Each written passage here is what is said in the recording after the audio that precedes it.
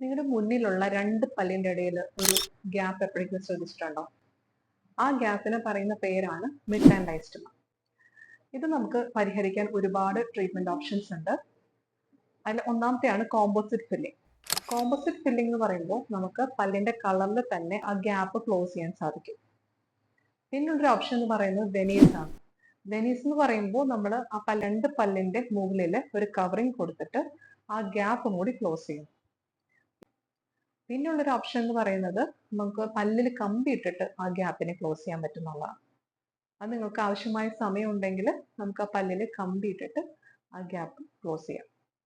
അതുപോലെ തന്നെ ഇപ്പൊ നിങ്ങളുടെ രണ്ട് പല്ലുകളുടെ ഇടയിലും ഒരു പല്ല് വെക്കാൻ തന്നെ അത്രയും സ്പേസ് ഉണ്ടെങ്കിൽ അത് നമുക്ക് അവിടെ എക്സ്ട്രാ ഒരു പല്ലും കൂടി വെച്ചിട്ട് ക്യാപ്പ് ചെയ്യാം. ഇത് ക്രൗൺ എന്ന് പറയും, ഡെന്റൽ ക്രൗൺസ്. അത് വെച്ചിട്ട് നമുക്ക് ആ സ്പേസ് ഉള്ളത് ക്ലോസ് ചെയ്യാനായിട്ട് സാധിക്കും. അതുപോലെ പല്ലിന്റെ ഇടയിൽ ഗ്യാപ്പ് വന്നിട്ടുണ്ടെങ്കിൽ നിങ്ങൾക്ക് ഒരുപാട് ട്രീറ്റ്മെന്റ് ഓപ്ഷൻസ് ഉണ്ട്. അപ്പോൾ അത് ഏതാണെന്ന് വെച്ച് കഴിഞ്ഞാൽ ഉടനെ ചെയ്യാം.